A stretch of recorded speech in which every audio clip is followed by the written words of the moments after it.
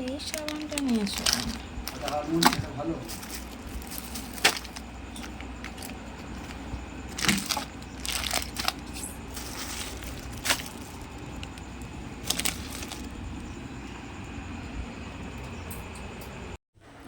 তো দেখো বন্ধুরা, আমরা আজকে সকালে জলখাবারে মুড়ি, কালাকাঁদ, শসা আর ছোলা দিয়ে মুড়ি খেয়েছি।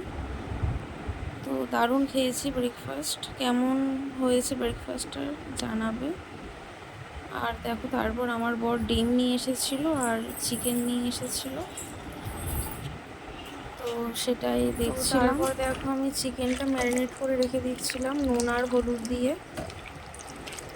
চিকেনটা খুব ভালো দিয়েছিল আজকে বন্ধুরা, ভালো ভালো পিসেস দিয়েছিল।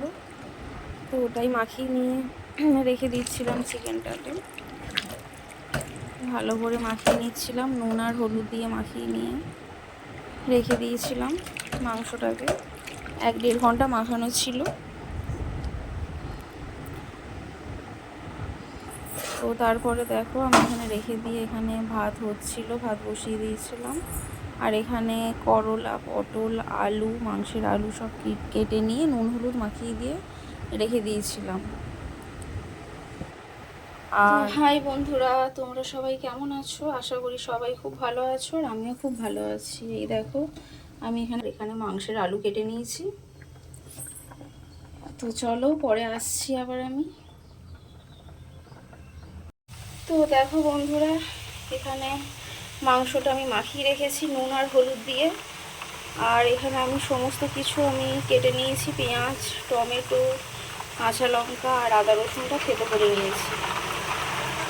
আর এখানে আলু ভাজা হচ্ছে। আর এখানে আমার এই যে করলা আর পটল ভাজা হয়ে গেছে। তো আর এখানে আমার ভাত হয়ে গেছে, উপর দিয়ে দিয়েছি। চলো, পরে আসছি। তো এই দেখো বন্ধুরা, মাংসটা আমি এখন দিয়ে দিয়েছি। মশলাটা কষে নিয়ে এবার ভালো করে মাংসের সঙ্গে এবার কষবো। মশলার সঙ্গে মাংসের সঙ্গে ভালো করে কষবো এখন আমি মাংসটা। কেমন দেখতে লাগছে অবশ্যই বলবে তোমরা বন্ধুরা।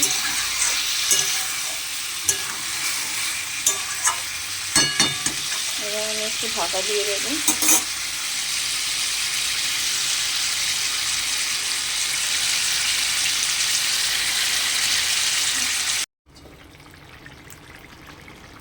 তো বন্ধুরা দেখো, তারপরে এখানে মাংসটা একটু মাখা মাখা হয়ে যাওয়ার পরে সানরাইসের মিট মশলা দেওয়ার পরে শাহি গরম মশলা দিয়ে নিয়ে নামিয়ে দিয়ে দেখো লাঞ্চে চলে এসেছে। মাংসটা খুব সুন্দর খেতে হয়েছিল বন্ধুরা।